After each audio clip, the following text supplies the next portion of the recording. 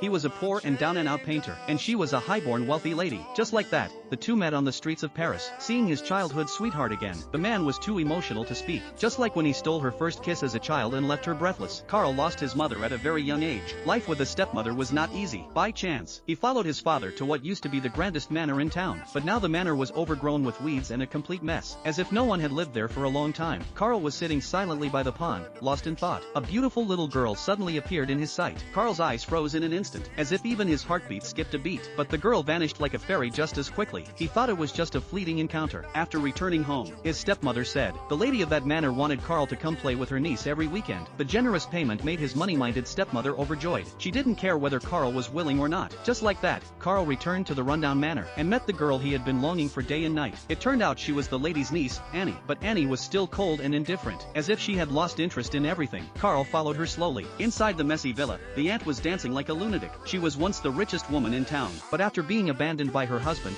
she lost her mind. The aunt excitedly asked Carl to dance. Charleston, foxtrot, or fandango were all fine, but as a poor boy, Carl didn't know any of them. The aunt's face turned cold instantly. Carl was frightened, afraid he would be kicked out, and wouldn't be able to see Annie again, so he quickly said he could paint. The aunt immediately became interested, and that's how Carl stayed. He became Annie's little sidekick. Even though Annie barely responded to him, he still followed her around eagerly. The aunt noticed Carl's feelings. Carl said he was thirsty. Annie took him to the flower bed. The girl's unique way of drinking water was breathtaking. He mimicked Annie and drank the same way, but to his surprise, Annie leaned in secretly. It felt like an electric current ran through his body. Even his fingers opened instantly. That moment became eternal in Carl's heart. Carl covered his mouth in disbelief. His head felt dizzy. He didn't know what had just happened. Watching Annie act like a heartless flirt, and seeing her teasing glance back at him, his heart was completely stolen.